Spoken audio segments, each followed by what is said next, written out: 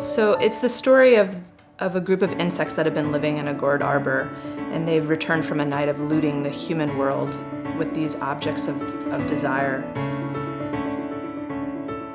And they're fantasizing about what it's like to live as a human and dreaming about what the world of humans is like. You can find that there's a queen ant and this colony of ants that have brought sugar back, and there's a tea set that's been hidden in one of the gourds. And so the queen ant is sitting with her sugar cubes and her jewelry and all of the things that she's brought back and kind of feeling this moment of glory after a night of being out in this other world.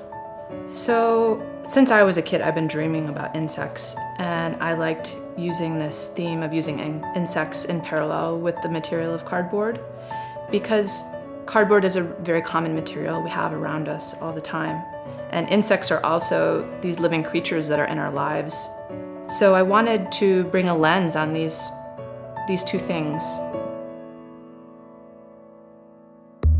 So for this installation, we used paper and cardboard that was produced at the Hermès shop here in Tokyo. And there was a really wide range of materials. We had single-walled cardboard like this one that just has one layer of corrugations. And there were really strong boxes that were used for transport that were double-walled cardboard. We ended up cutting this into strips and using it for the gourds.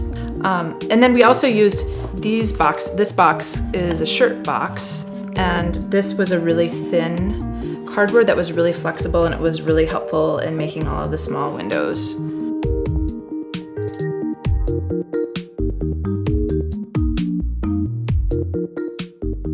I also used this tissue paper for the wings of some of the insects in the small window. I actually ended up applying a layer of olive oil to make it translucent and then coating it with glue to create a transparent wing. And we used the champagne cases for like the tentacles of the octopus. The power of transformation, of transforming materials with creativity or with our hands by making something new. So I guess I want people to think about how they can transform things in their life. I want people to stop and look at the material of cardboard and see it in a new way, because other things in their immediate environment that they could transform in some way or see in a different way.